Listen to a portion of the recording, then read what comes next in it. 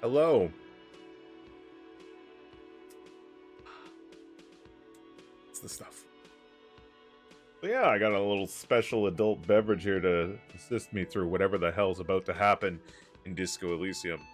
I want to thank you all for joining us again today. My name's Old Man Mordace, and if you're going to be enjoying this series or any of my other Let's Plays or tutorial videos, feel free to like, subscribe, notification buttons, all that jazz. And if you have any suggestions or questions about Disco Elysium or any other games that I'm playing, feel free to leave a comment down below. Or games that you want to see me play. That works too.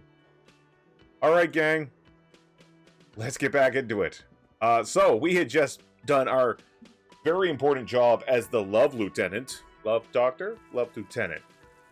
A lovely ending for Gart there.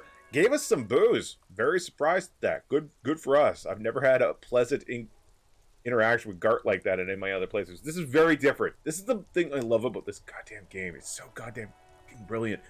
Is I have played this through 4 times now, and every time has been a different experience for me. I'm always finding out something different, something new about the characters, or looking at things from a different angle, going, oh, maybe I didn't understand what was going on. But what's more important is we have access to alcohol and drugs right now, which means we're a little more safe than we were before. That's good. I do want to take a quick peek at our character sheet. Yeah, I think we're gonna level up our endurance. Endurance is one of the stats that yeah. Pretty sure endurance is the other stat that we want to keep ourselves from dropping dead. Alright. We'll take a quick peek over that garbage can here. There are bottles inside. You can pick them up if you had a bag. I'd be too proud to do garbage duty. Rue de Saint Gilslain 8B. We'll investigate that later. You see a set of tire tracks in the brown slush that covers the plaza mosaic. Okay, what kind of vehicle drove through here? Hard to say. Your vision is blurred and you're having difficulty concentrating thanks to your relentless hangover. Why am I looking at this? Cop habit. You look at everything. This isn't case related, you think. Alright, well, visual calculus anyway. The tire tracks were left here by an unknown event that took place some days ago. It's a message, written in the language of burnt rubber. Some of that rubber stuck to the tiles right in front of the whirling in rags. This is point A. The driver started there. Okay. And then accelerated straight into the fence, left a hole big enough for the phantom Nigerian cavalry, according to the cafeteria manager. What happened next? The driver proceeded to back out of the yard, barely stopping before hitting the adjacent building. Before heading south, must have been in a hurry. A car drove through this fence. You are correct. This is a rather motor carriage friendly city. I think I got it. I want to avoid doing anything that's going to make me look stupid in front of Kim. And here we are. Everyone's nemesis. The Cuno. Smells like spoiled meat and curdled dairy. A human being decomposes. There are several footprints in the mud, left by work boots. Anywhere from 6 to 12 pairs have walked here. What kind of boots? Heavy workers' boots with reinforced toes and hobnails, all over the yard. Isn't this something an industrial worker would wear? Lieutenant, worker boots tracks. Noted. Visual calculus? Maybe more than 12. No. 8 pairs of boots have shuffled back and forth in the mud. Let's go over them now, one by one. 1. Standard work boot. Steel reinforced toes, number 46. 2. Standard work boot. Steel reinforced toes, number 44. 3. Hobnailed work boot. Steel reinforced toes, number 43. 4. Standard work boot, number 45 or 46. Wait, which is it? You don't know. It's a miracle you can tell the prints apart as it is. The cold must have preserved them. Count more. 5. Another standard work boot. Steel reinforced toes.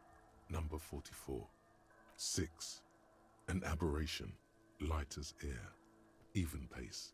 Same make of boot, but number 41. Male or female?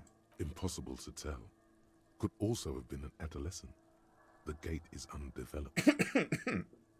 I'm pretty good at this, ain't I? You're not bad. It's as if the whole world darkens. Everything else has a thin film of unimportance on it, and the tracks burn in the middle of it, in a strange, beautiful way. Count the rest. 7. The glowing outline of a standard work boot. Number 46. But the imprints are twice as deep as the others. The weight exceeds 200 kilograms. Hefty boy. 8. And yet another standard work boot. Number 44. There's an aberration in the pattern of the sole, however. The right sole is smoother, more worn. How many? The lieutenant has been tracking your eyes' movements. Eyes' movements. 8. I was pretty off then. I counted 20. And guys are going back and forth. I never got the hang of it. Hyperopia. Do you see anything out of the ordinary? He points to his glasses. He's talking about the hyperia. An aberration. One soul is smoother than the other. Interesting. Let's name it the old soul. Any ideas, Lieutenant? Someone operating a workbench with a pedal? Like a joiner at the harbor. Or maybe a drummer? A drummer? That's stupid. A drummer only uses their right foot for the kick drum. You're right, it's stupid. He explains, then stops and looks at you. Looks at the hole in the mud. Perhaps it could be a driver. A driver would wear out their right shoe before the left. The accelerator is on the right. I was actually thinking the exact thing. He doesn't seem to hear you, looking south toward the traffic jam instead. The machines are silent. The engines are all turned off. We should keep our eyes open around the traffic jam.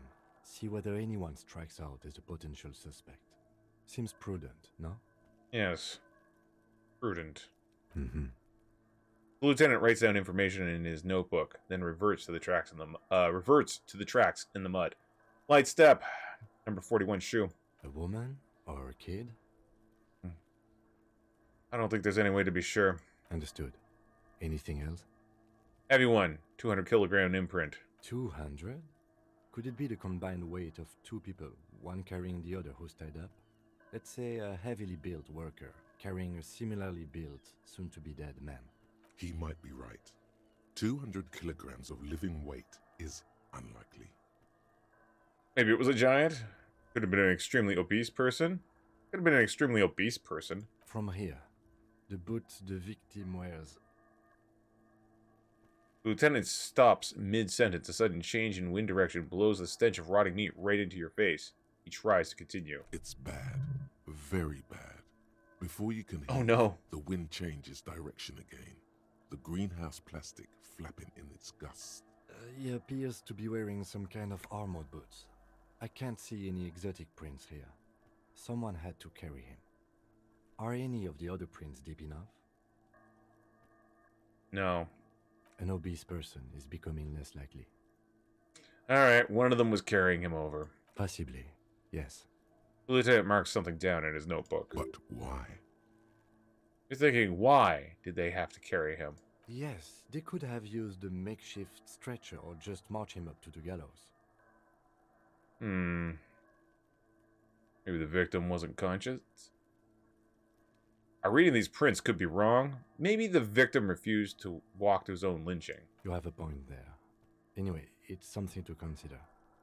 What else can you see? He clicks his pen, thinking for a moment. What do you think these tracks are? A week, maybe? 7 days would fit the time frame provided to us by the caller, who reported the hanging. It is not impossible. How do you know? I pulled last week's forecast for coastal Havashol. 7 days below freezing. The day before, the day of his hanging, was the last warm day. Nice. Correct again. Sub-zero temperatures would preserve the tracks in a good state. The commotion here could have taken place a week ago. What do you think happened here, Kim? What do I think? A mob of people brought something heavy to the tree. One of them was carrying the victim. They shuffled around, especially under the tree. Then, after hoisting him up, they stood in a semicircle facing his direction. At first glance, this appears to be a lynching. Indeed, they all stood in a row here and looked at the tree. Yes, everything fits so well. Carried him over, hoisted him up, watched him hang. This is easy. I think we have a firm understanding of what happened here. The lieutenant's eyes narrow. He's thinking to himself. Either way. What else? We've been through all of it. A little box? Oh no, I want to go back over to this box. Ew. Drugs! Hook me up, and some cash. Here's the greenhouse. Kid's ladder, rickety, but still climbable. Kid's ladder, it won't hold the weight of a grown man. Someone's trying to grow some herbs in this greenhouse. I'll ignore the kid. The corpse looks at you with bulging white eyes. The face around them does not look human. It's swollen and ready to burst. His lips are fish-like and his tongue like a ball gag in his mouth. You seem to be holding your breath. I look down. A cargo belt twists his neck at an unnatural angle. The body below appears stiff. It's letting out an ungodly rot. The smell seeps in, even through your clenched nostrils. God, what is that? Why is it so bad? No, I'm gonna just turn away and leave. Ugh. Gotta find something to help deal with that stench. Cuno. Got this. The boy throwing rocks at the dead body can't be older than 12. If there ever was such a thing as an ugly kid, then this is it. He's almost exquisite in Cuno. his ugliness, Cuno. like a gremlin. Oh yeah, nappa gumpy, Cuno. Yells the other kid behind the fence. Let's see. Hey kid, a word? Police business. Right in the dick, Cuno. Get him right in the dick. The children ignore you. Love it in the dick. Language, The Cuno. boy is sweating profusely. His eyes are like two black holes and his jaw is twitching as if trying to break free from the empire of his body. Hold on. What does that mean? The kid is obviously high. So, stop getting high at my crime scene. Stop using slurs at my crime scene. That's not how we do it. Stop getting high at my crime scene. Fuck that. Cuno, yeah, right in the mouthhole. Shits himself. The rake, Cuno. You should throw the rake at him, Cuno. The fuck? Does Cuno know what a rake is? Cuno's not a gardener. Cuno, we want to hang out. I'm not a narc. Look, I have questions for you. All right, entertain the Cuno. Show me what you got. What you got there? What you got, huh? Show me what you got. The kid moves his hands like a basketball player dribbling fast.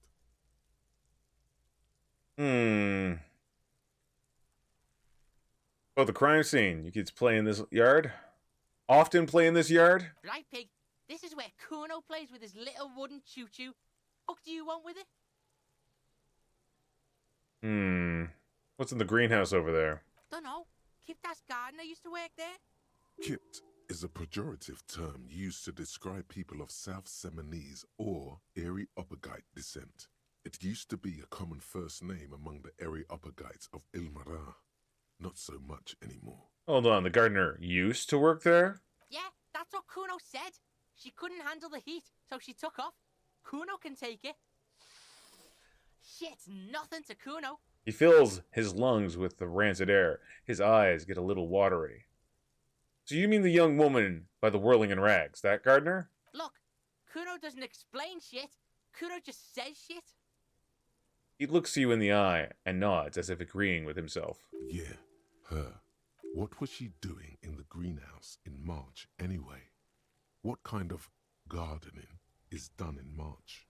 Fish is sometimes used to fertilize the soil a few weeks before planting something. Maybe she was preparing the garden beds. I should ask her about that. Yes, it seems suspicious. You don't like things being like that. That's right. Suspicious. Suspicious is bad. The ladder. Ever climb it? Look at that fucking shit. You're trying to get Cuno killed. So you would say that the ladder is unclimbable. Fuck does Cuno know? Cuno's not a fucking acrobat.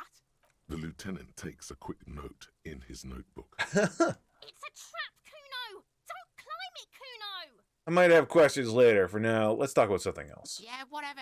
Cuno doesn't give a shit. He spits over his shoulder, then looks back at you. The body, what do you know about it? Shitload, pig. What's your question? Don't tell the pig shit, Cuno. This is where you quickly ask him questions. Real cop questions. Like a cop. Uh-huh. You know who he was? Cuno's fuck gimp. Cuno uses the fuck gimp for target practice. He picks up a rock. He's trying to hide the fact that he doesn't know. I meant who he was before he died. Cuno knows what you meant. Cuno's not a snitch. That's all. Trying to make Cuno sing into the popo phone. The popo phone. He shakes his head, clearly offended.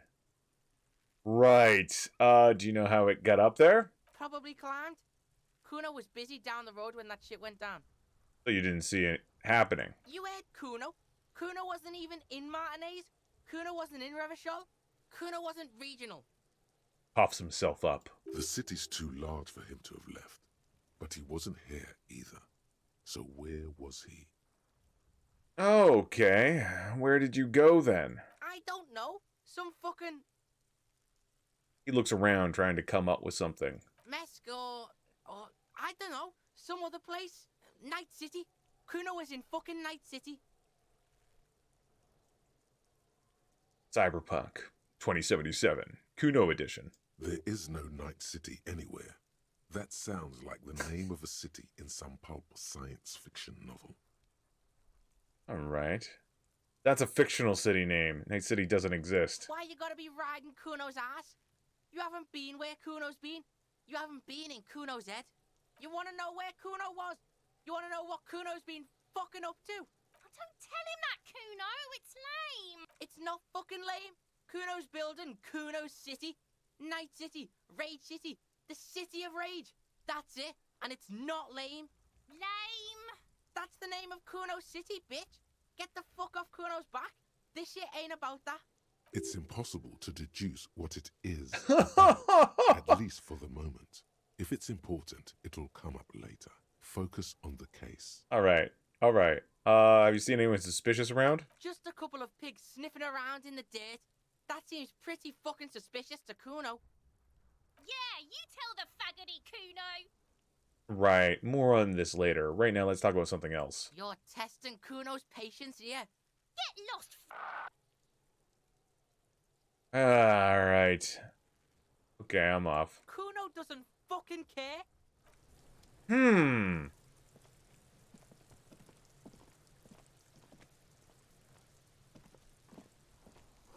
letter R wears a crown on a ribbon below, a light above descending.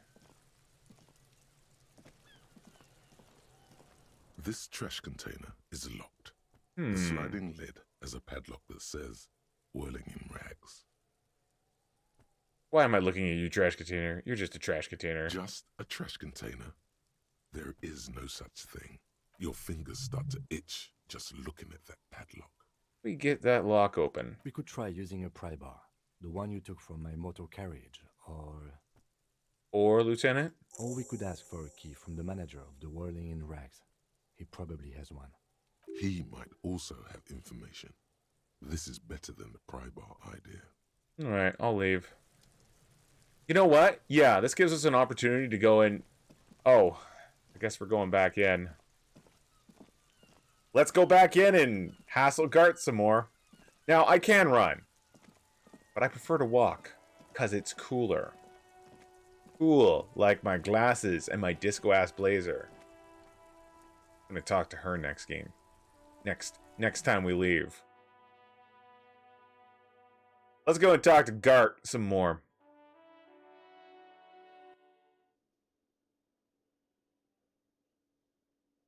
Any second now. Tweety wants money. Hey, Gart. How shitty your life is. Can I help you? Let's see. That trash container out back yours? Mine? No, it belongs to the Whirling in Rags. Thank you for clearing that up. Why do you keep the container locked? Why? To keep the hobos and drunks out. That's why.